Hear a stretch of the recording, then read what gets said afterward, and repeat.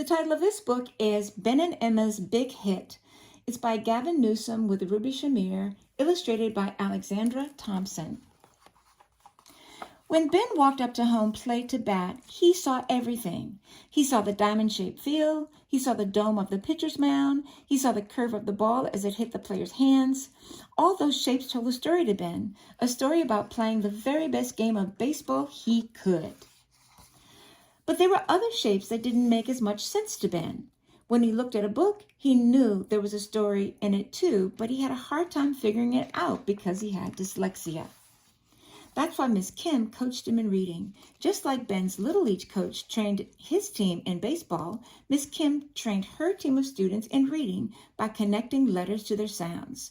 She taught him the letter B made a sound like a sheep, ba. It was confusing because when he learned the ABCs, he made a B sound, b. Ben didn't like this one bit. Reading time was Ben's least favorite part of the day.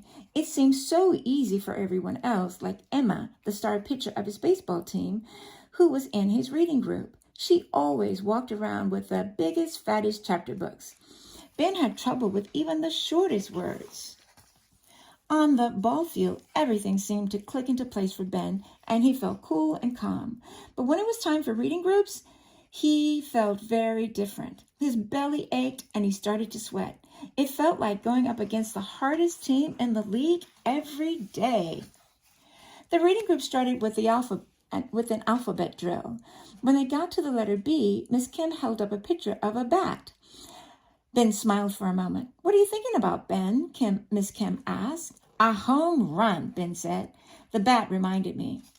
"I think the letter B looks like a bat with two baseballs," Emma added.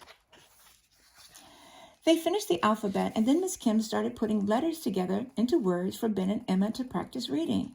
But Ben didn't read words like he knew he was supposed to. He wasn't able to connect the letters to their sounds. Nothing made any sense. B-A-T, bat, Emma said when she looked at the first word Miss Kim had put up. "Good," Miss Kim said. Emma smiled. "How did you know that?" Ben whispered to Emma. "I remembered it from this morning," she whispered back. Ben slumped in his chair. He felt all alone. Miss Kim put up different letter cards. "Ben, how about this one?" Ben stared hard at the letter cards. His face got hot. His mouth felt dry. He hoped that the word would just pop into his head, but it didn't. The line said nothing. The circle said nothing. Just like yesterday and the day before and the day before that. He couldn't stay in the room, not 1 second more. So he ran, like he was running the bases, trying to beat the ball home. He ran right out the door. Miss Kim found Ben by the water fountain. "I was thirsty," he mumbled, but he wasn't. He was upset. He was embarrassed, and he didn't like reading. "Would you like to take a couple of deep breaths?" Miss Kim asked. He did. Soon, Ben and Miss Kim walked back into the classroom. "Learning to read can be tough," Miss Kim said. "Not for Emma," Ben said. "She always takes out the biggest books in the library." "I do like big books," Emma said quietly, "but I can't read them. Not yet, anyway." "So why do you always pick them?" Ben asked. "I like to pretend I can," Emma said. Tears pooled in her eyes, and she blinked them back, but Ben had already noticed. "I'm sorry," Ben said. He had never seen Emma get upset. "It's okay," Emma said, wiping away a tear. "I didn't know," Ben said. "You're always great at everything you do."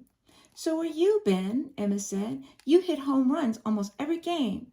"I guess," Ben said, "but baseball is fun." "Even so," Miss Kim said, "you have to practice and try hard, right?"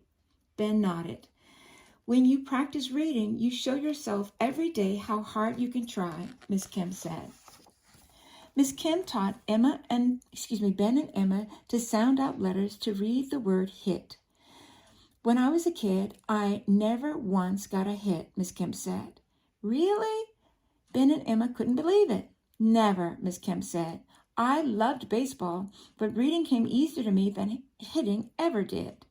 Ben and Emma looked at each other. Then Ben said, "Maybe we can teach you at recess?" Miss Kim thought about it for a moment. "I'd really like that," she said. Emma told the rest of the class about the plan for recess. They all came to cheer on their teacher. Miss Kim was nervous. You can do this, Ben told her. He stood behind her to play catcher. Emma pitched. Miss Kim missed. Strike one. My coach always tells me to take deep breaths and watch the ball, Ben said to Miss Kim.